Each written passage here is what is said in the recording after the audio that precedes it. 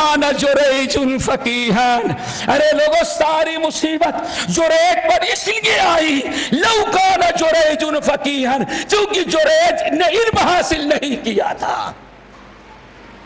لو کان جریج فقیہن، اگر جریج علم حاصل کیا ہوتا تو یہ مصیبت اس پر نہ آتی. کیوں؟ اس کو یہ مسئلہ معلوم ہوتا کہ آدمی اگر نفلی نماز پڑھ رہا ہے، ماں باپ بلا دیں تو نماز توڑ کر کے ماں باپ کو جواب دینا بڑی عبادت ہے. اللہ کے رسول نے فرمایا جریج کی عبادت کا قصور نہیں تھا، جریج کا قصور یہ تھا لو کان جریج فقیہن، اگر جریج عالم ہوتا، وہ کتاب و سنت کا علم حاصل کیا ہوتا تو جریج پر یہ مصیبت نہ آتی. بہرحال قصہ بڑا طویل ہے، ہم اس لیے بیان کر رہے تھے اپنی پیاری بچیوں کے سامنے، یا ہماری یہ مائیں اور بہنیں جو بچیوں کے ذمہ دار آئی ہوئی ہیں انہیں یاد رکھنا چاہیے. اس قصے کو میں اس لیے بتایا کہ آدمی پتا نہیں کتنے بڑے بڑے مسائل میں کتنی غلطیاں کر ڈالتا ہے جبکہ انسان کے پاس علم نہ ہو. ہمیں واقعہ یاد آیا اور شاید آپ لوگوں کو ہنسی آئے، علم نہ ہونے کی بنا پر 6 مہینہ پہلے کسی میڈم نے ٹیلی فون کیا، آپ مفتی صاحب ہیں؟ میں نے کہا نہیں مفتی تو نہیں ہوں. میں سمجھ گیا یعنی وہ کہیں سے مفتی ہوتا فتویٰ دے. آپ مفتی صاحب، میں نے مفتی تو نہیں ہے. اچھا عالم صاحب، میں نے کہا بولو کیا ہے؟ کہا ایک مسئلہ پوچھنا ہے. کیا ہے؟ میرے ہسبینڈ نے داڑھی رکھ لیا ہے. کیا رکھا ہے؟ تو کون سا قصور کیا، کون سا جرم کیا؟ لیکن جہالت ہے، یہی جہالت ہے. اسے خوش ہونا تھا کہ میرے شوہر نے لاکھوں نبیوں کی سنت پر عمل کر لیا. میں نے کہا تو کیا کیا؟ اچھا کیا. کہا کیسے اچھا کیا؟ میں نے کہا نبی کی سنت پر عمل کے لیے اس نے بہت اچھا کیا. اب بڑی غصہ، کہتے اچھا بھی کرو، بہت اچھا کہہ رہے. میں نے کہا واقعی بہت اچھا کیا. کہا بالکل ناجائز کیا. اللہ اکبر.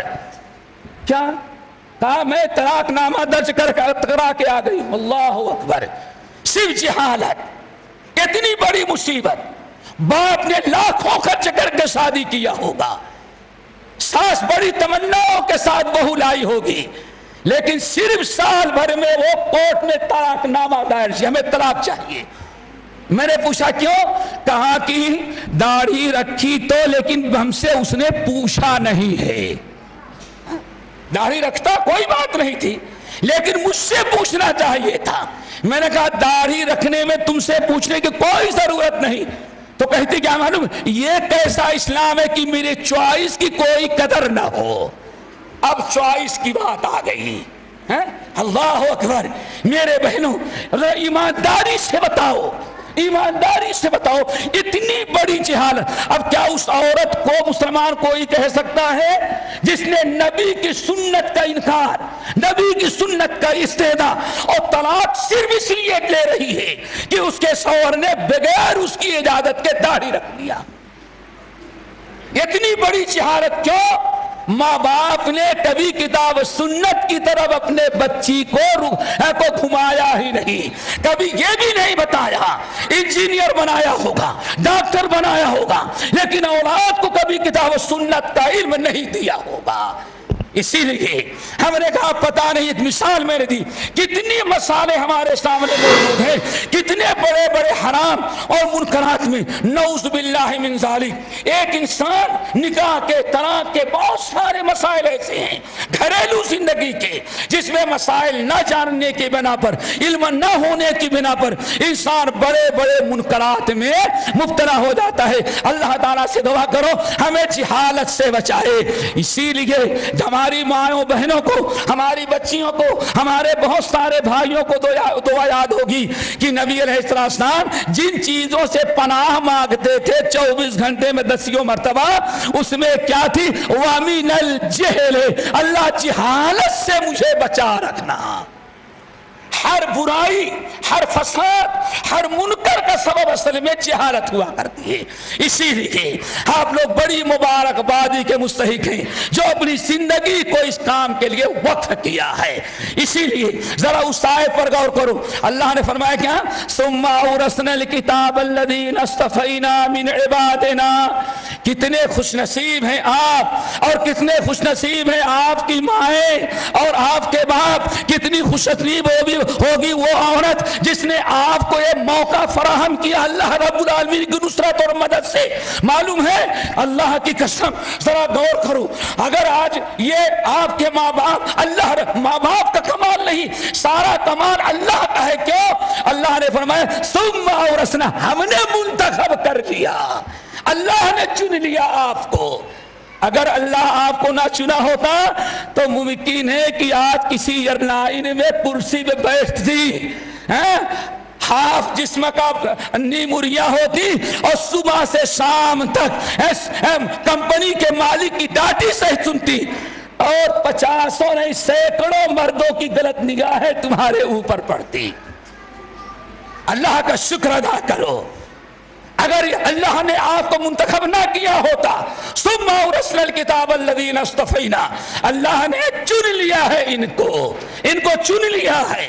अगर अल्लाह आपको चुन ना लेता तो किसी आज कंपनी और ऑफिस में टेलीफोन ऑपरेटर बन के बैठी रहती और कोई कदर कीमत ना होती। अगर अल्लाह आपको चुन ना लेता तो पता नहीं कहां कहां सफर करती और बगैर महरिम के और बगैर किसी सहारा के रोजाना सुबह अप डाउन आप करती रहती। पता नहीं कितनों की निगाहें होती और पता नहीं, और ये भी कह सकते हैं वो जो हशर हुआ दिल्ली में, वो हशर भी पता नहीं कितनों का हो जाता है।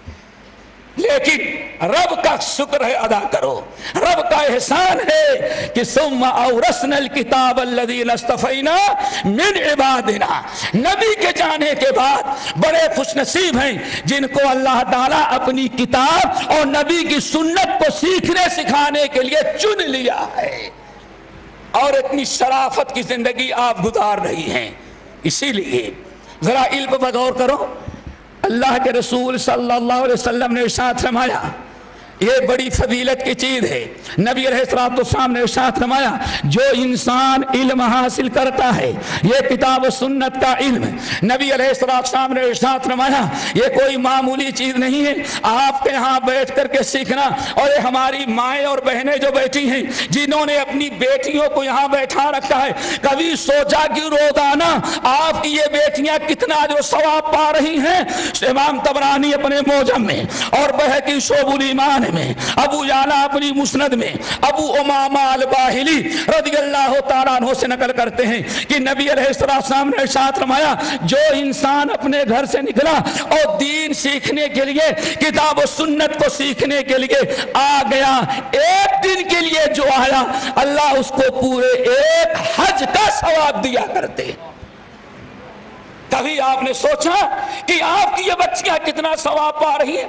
आपने फरमाया वो भी आम हज नहीं, जिस हज को अल्लाह ताला कबूल कर ले, और जिस हज को अल्लाह ताला कबूल कर ले, अल्लाह के रसूल ने फरमाया उसके दो बदले हैं। एक बदला तो ये है जिंदगी भर के गुनाह माफ हो गए, और दूसरा बदला ये है कि हर नेकी के बदला तो अल्लाह जन्नत के अलावा कुछ और देता है, देता चाहे तो दे दे, लेकिन हज का बदला अल्लाह ताला सिर्फ जन्नत दिया करता है। और क्या सवाब है, हमें क्या मिल रहा है? सुनन इब्न माजा की रवायत, नबी अलैहिस्सलाम फरमाते हैं